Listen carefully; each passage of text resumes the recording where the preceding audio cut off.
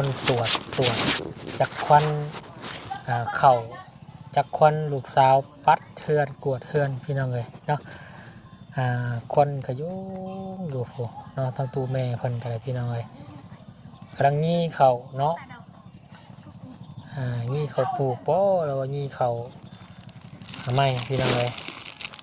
เอาตัดภาพปันนี้พี่น้องเลยเนาะหลังจากออกมาเตือนน้องวิเนาะเขามาหาทางน้องหัววันนี้พี่น้องเลยเนาะทางบาวุนเองกับเวียกงานที่ได้ค้างค่าไว้อะไรพี่น้องเลยเนาะมาดำเนินการให้มันแล้วมันทั่วพี่น้องเลยเนาะมาปรับเปลี่ยนโสมเพื่อนซ่านใหม่กับน้องหัวก็รอบนี้พี่น้องเลยเนาะ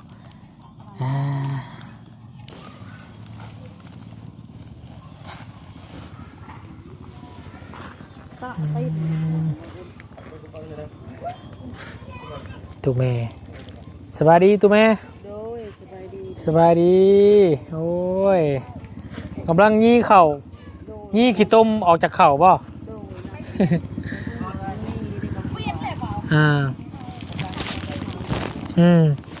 ยังมาแต่ให้สุดท้ายไม่ได้ขี้ฝุ่นเนาะขี้ฝุ่นเต็มพี่น้องเลยเป็นจังไดแม่อยู่ดีไม่แห้งอยู่ป่ะอยู่ดีไม่แห้งอยู่เนาะถูกไปแต่เช้าป่ะเนี่ยได้สมัยว่าไม่หูดมาน่ะมือแล้วหูดเข่าเอา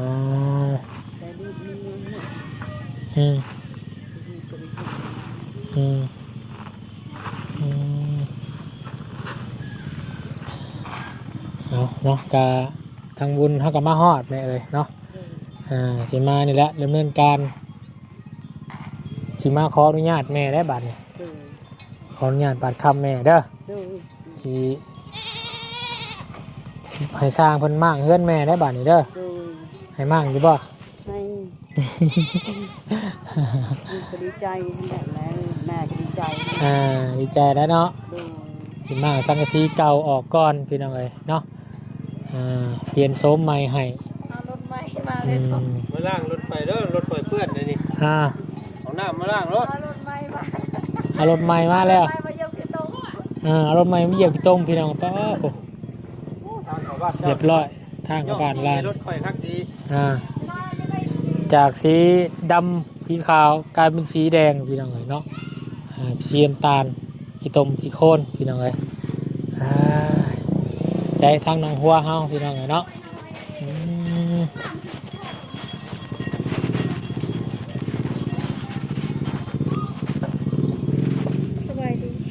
สบายดีน้องหัวเป็นจังไดน้องล่ะคือยิ้มแย้มแจ่มใสแท้หมดเนาะไม่ใช้น้องเจ้ายังบ่ได้มาป่ะยังบ่มีคนมาแทนยังมีคนมาแทนโดยก็เลยบ่ได้มาครับจะเจอเฟซน้อยแล้วปักหมักสิบจะเจอเฟซน้อยไผหมูมียังมาฝากขอบใจปิ้งไก่เซโนเด้อมื้อใดจะละมาน้องจ้ะถ้าว่าอันนั้นกับวันประมาณวันที่24-25ประมาณนั้นจะมีคนมาแทนแต่คนทันยังไม่ทันมาก็เลยยังไม่ทันได้กลับครับปกติเราจะมาวันที่24บ่อยวันนะเพื่อจะได้อยู่ดีไม่แห้งเนาะโดยเมื่อเรามีการโดนน่านเติบไปหน่อยเนาะกระดังเกิดน้อย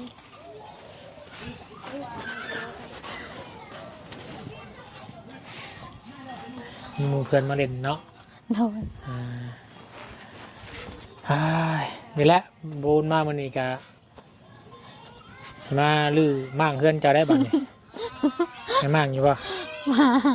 มั่งเนาะมั่งเซนิมสังกะสีพี่อ๋องน้องบนมั่งก็มั่งช่วงลมหนาวสำเนาะมีแต่ว่าให้เพื่อนมั่งออกเทละข้างนั่นแหละบ่ให้มั่งเบิดบาทเดียว มางบนใดบนหนึ่งก่อนมาแล้วก็แอบไปนำมืออื่นทางบูนแจ้สิสั่งอุปกรณ์มาเป็นพวกแผ่นไมชล่าอะไรน็อตเน็ตอะไรพี่น้องเลยมาเห็ดใหม่หมดเลยใช้ไฟเอาเข่าของน้ำเลย โดย เอาเข่าไฟไม่ใช่ เสื้อเอา ซื้อแล้ว สายไฟนี่เป็นสายไฟของอายเอาให้ สายไฟเก่า โดย ปุ๊บต่อจะมีบอลต่อแหละ ว้าท่อคือต่อลาใช่น้อง สายเก่า เขาต่อตรงใส่หลอดเลยบอลนะ แม่น เปิดหลอดเดียวแล้วพูดมาทีเลย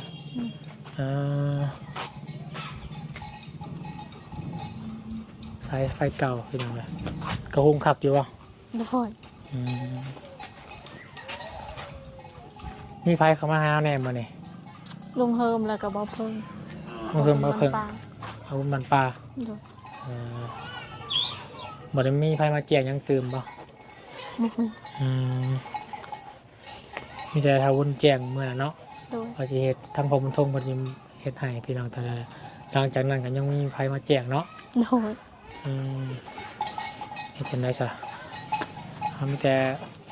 มูลนะใหม่บ่เลยเฮือนหลังนี่สร้างคนพอน้องพอนั่นเฮ็ดทำนั้นแล้วบ่ จังไง เฮือนอยู่นอกยังบ่ โอ้โหคือกัน คือกันเตรียมมื้ออื่นแล้วบุญสิบอกเพิ่นน้องฮัวก็บอกเพิ่นเติมเด้อ โดย คนยังบ่ได้มาบ่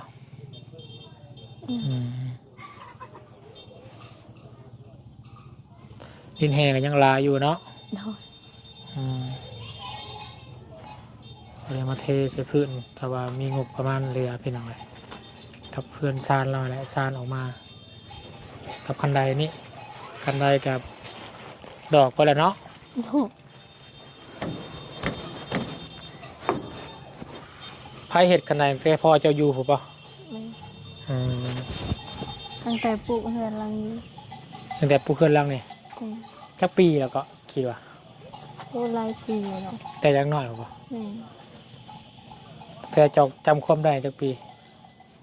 น่าจะได้แต่ประมาณสำนั้นน้องพอได้น้อย ประมาณ7 ปีเนาะ7-8 ปี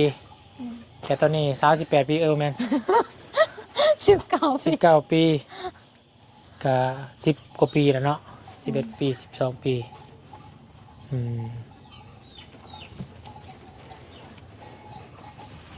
เตรียมมาอื่นกันแล้วพี่น้องเนาะจังว่ากัน หัวบุญคือสิมวยเกี่ยวเขาเนาะ เป็นยังไง คือสาว คอยนี่บ่ ๆแม่น เมื่อย มวยเกี่ยวเขาบ่ เมื่อยเกี่ยวเข่าเมื่อยค้นเข่า หมดเลยบ่ ยัง สิไปเกี่ยวซอย ยังลาย เป็นลายโซมๆบ่โซมๆเนาะ สาวๆเราได้สิไปเกี่ยวเขาซอย ไปเด้อไปเกี่ยวเป็นอยู่บ่ เป็นอยู่ บ่สบายแน่เป็นแบบไข่ลูกไข่ย่างอะนะ น้องก็หากระเสานี่ เป็นไอแน่ แล้วก็ไปหุดเขา2-3 มื้อเป็นไข่บ่ได้กินหุดเขาแล้วบ่เพิ่งซื้อยามาให้แล้วกินยาเลยเศร้าๆมื้อเช้าเนี่ยก็เลยไปหุดเขา น้องหัวจนท่วงพี่น้องเลยเนาะ จอยลงบ่ บ่ หน้าสูบๆเนาะหน้าเฉาๆป่ะ แม่น หน้าเฉาน้ำดำเนาะขนาดเมื่อพักผ่อนได้พี่น้องเนาะการนอนกับบเต็มที่มันได้แบบเขานอนบ่แจ็บอะนะเมื่อกี้ เบิ่ง ก่อน คลิปบ่บุญตลอดเกี่ยวข้าวกลางคืนเนาะหนข้าวกลางคืน ว่า หาวข่าวกลางคืนลุยได้ยันฝนตก ฝนตกบ่อยู่พุ่นน่ะ ตก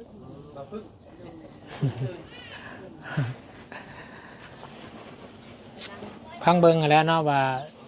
เมื่อรอบหน้าจะถือวันที่ยังกะสิน้องเจ้าสิมาทันบ่แต่ว่าจะไปเยี่ยมพ่อเนาะวางแผนไว้จะมือได้สิพี่ ก็ถ้าน้องมาแต่ว่าน้องโทรมาแต่หันว่าบ่มาแล้วก็สิไปวันพฤหัสเพราะว่า ไปกับไปเนี่ย แม่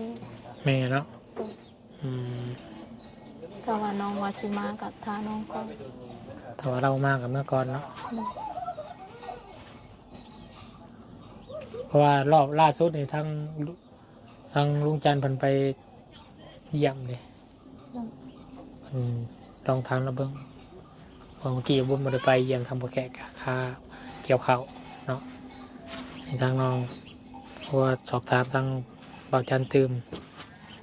มันมีฝากความมาอยู่ประจักษ์ฝากความมานะมันเบาจันอยู่ยังบ่แล้วว่าพูดเขาจังอ่ะ ยังมืออื่น มือนี่ซ้ำเนาะถือว่าแล้วเบิดเนาะมีแต่พี่นาพอได้บัดนี้เนาะแล้วก็จะทำแผ่นไม้ชะล่าเนี่ยจะเอาสียัง ฮะมันมีสีเทาสีแดงสีฟ้าแล้วก็สีส้ม จะเสียงสิ เดี๋ยวแสงเรียกเด้อให้เบิ่งก่อน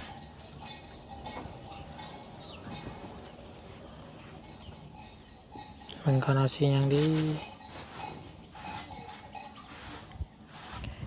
แผ่นไม้ชะล่า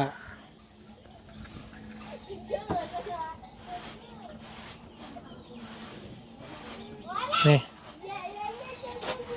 ให้น้องหัวเลือกเบิ่ง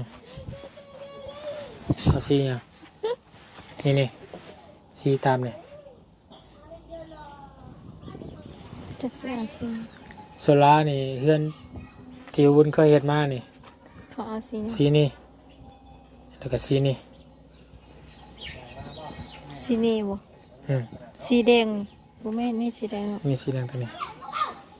ตัวนี้สีแดงตัวนี้สีส้ม สีส้มแล้วก็สีนี่แล้วก็สีฟ้านี่ เอาสีแดง สีแดงนี่เนาะสีนี่คือน้องสอนสีเป็นน้องสอนเลยงามอยู่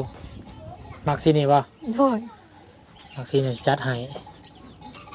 นี่ สีแดงสีนี้น่ะ สีแดงสีนี่ก็งามนี่ จะสีไหนเงี้ย ถามแม่เบิ่งทำไปเรียกแม่ไป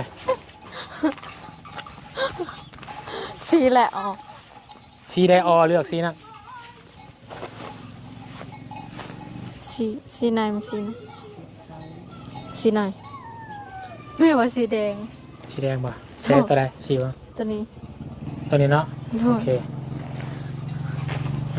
สีคือกันน้องซ้อนโอเคมันเป็นสีคือใหม่เลยเนาะโอเคสีแดงซับมืนจัดให้ปัจจุบันนี่จะตกแผ่นเท่าใดเดียวมืออื่นไปทำเบิ่งเป็นยังไงเนาะที่สั่งมาก่อนจาก60เนาะ10 แผ่น1 2 3 1 2 3 4 5 6 7 8 10ประมาณ60-70ลองเบิ่งก่อนพอจังหวะกันเนาะ โดย อันนี้บอกเขาไปพัดมาพูดมานะเจ้าก็ไปบ่มาเนี่ย ไป ก็มีแต่ขี้ฝุ่นแค่เนาะ น้ำท่วมมีแต่ขี้ต้ม มีแต่ขี้ตมมีรีบกว่าลายอยู่เนาะเฮ็ดจังไดมาแบกมากคือเก็ แม่น เจ๊มากแล้วเนาะ แบกมาแต่ไกล อืม ๆว่าสบายเนี่ย ปัจจุบันเนี่ยแค่นี้นะบ่ ไกลแล้ว กินบ่ยา กินแล้ว ไปบ่ถอยนะเนาะตั้งแต่บ่สบายตั้งแต่มือไปหาหน่อไม้ตากฝนหมูไปยักเนาะ โอ้ยเนาะยามมันก็จะหายากนะหน่อไม้เนาะ แม่นสิหมดแล้วนะมันหาบ่ได้แล้ว ส่วนหลายแถวนี่ยามแรกปัญหายังขาย ยำแล ยามนี่ ยำนี้น่ะ ถ้าว่าเบิดหน่อไม้แล้วปัญหายังขาย ก็บ่ได้ไกล พักหญ้าก็บ่มีแล้วเนาะเพิ่นบ่ได้ปลูกหมักแตงมันยังว่าจ้ะ ยังบ่ทันได้ปลูกกำลัง แถวเซนี่มันพืชสิปลูกแท้เนาะ ยังก็จะเอาปลูกมาหยังประกาศบ่เพิ่น ผักกาดหมักทั่วหมักแตงเนาะ แต่เขายังบ่ทันได้ปลูกน้องก็ว่าสิเฮ็ดสวนผักคือกัน ไก่เซเนาะ บ่สิเฮ็ดบนนี้ เชื่ออยู่นี่บ่น้ำไม่ใช่บ่มี ตักน้ำน้องกัน น้องนะ เนาะ เพราะว่าพดพักนี่ก็จะถ้าว่าบ่มีน้ำก็จะลำบากอยู่หักแถวเซ่เขาคือสิปลูกแค่เนาะหมกถั่วแตงเนาะเขาปลูกอยู่บ่ครับชาวบ้านปลูกอยู่บ่ ก็ยังบ่ทันปลูกอัน อืม เขาหากับปลูกผักกาดนี่ อืมเอามีแต่ตามนั่นแหละเด้อ เนาะ อืมมวยเป็ดเจ้าบ่ บ่ อืมไก่ยังบ่นี่ตัวใดเป็นยังที่ไก่เนาะ ยัง อยู่ดีมีแห้ง โดน เรียกว่าเลี้ยงไก่เป็นได้จ้ะเนาะมันมีตัวใดตายพี่น้องเลยเฮ็ดหั่งเฮ็ดหยังให้เพิ่นเด้อ เห็ดแล้ว เฮ็ดแล้ว ไข่น่ะ ไข่ละ 7 หน่วย ไข่ละ โดน โอ้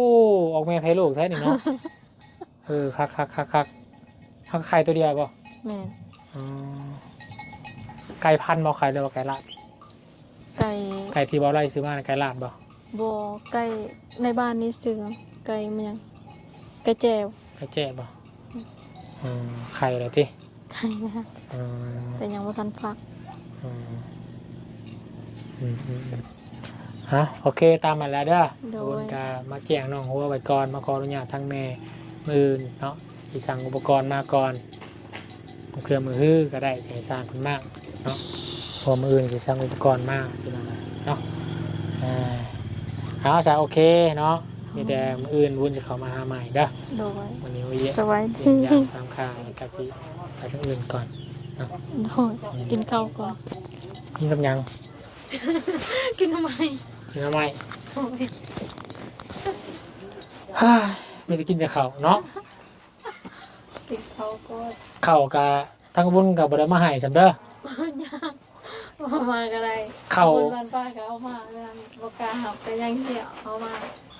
บบุญป้าก็เอามาบ่บบุญสารวัตรยังบ่ทันเอามาเด้อตีหนีก่อนเพราะว่าข่อยยังบ่ได้ปั่นข้าวฮักกะเอาขึ้นมาไว้แต่ยังบ่ได้ปั่น เอามาก็ได้ เชียวแม่บ่เว้าแล้วแต่ว่า FC แม่เพิ่นเว้าอยู่ แมวเว้าแต่ FC เพิ่นเว้าอยู่ บ่ได้แล้วเดี๋ยวลูกปั่นเขาอะไรจะมาให้จักกระสอบหนึงนั่นแหละเด้อเอาสบายดีกินหนีไปก่อนพี่น้องเอ้ยแมวเว้าอยู่แต่ว่าชาวบ้านชาวเมืองเพิ่นเว้าอยู่ แม่ขลับนี่ แม่คลำ มันก็กินก็แล้วหยุดแม่ แต่ว่าที่ลูกคือกันแต่ว่าบ่มาให้ก็บ่ได้เด้ครับคือกันได้ แต่ว่าแม่บ่รับนี่ก็ครับ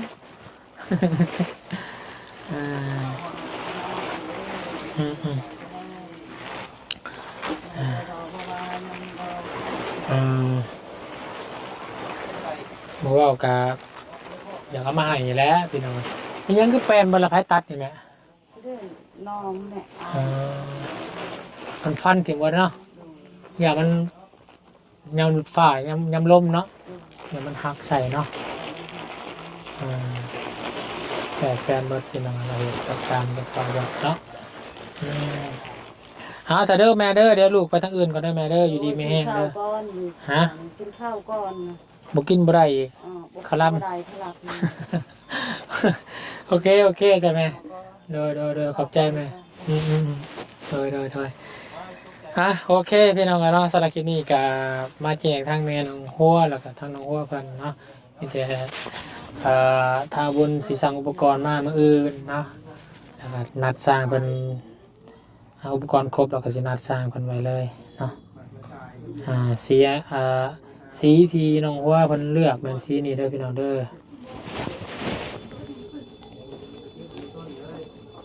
สีอันนี้พี่น้องเลยนี่สีอันที่3สีดำสีน้ำตาลสีแดงซ้ำมันโอนเลือกพี่น้องหัวเพิ่นพี่น้องกับแม่เนาะมือที่จัดให้พี่น้องเลยเนาะทางว่ากันอีกนั่นพี่น้องเลยสำหรับที่นี่ก็ขอบุญขอบคุณขอบใจเด้อทางพอบุญทงพี่น้องเลยเนาะที่พอวันนี้สดสวยทางครอบครัวน้องหัวมามูลนะเนาะเฮือนหลังเก่าเปลี่ยนเป็นหลังใหม่พี่น้องเลยแอมโดยแผ่นใหม่ฉลาเด้อเนาะทางบุญกับสิริในนามสะพานบุญกับจัดการเป็นสะพานบุญในพอเพื่อนสั่งแอมผาบ้านผาเฮือนกับน้องหัวใหม่พี่น้องเลยเนาะ ฉะนั้นเขาเบิ่งคุณขมุกคอได้ที่สดๆคนทุกคนอยากคน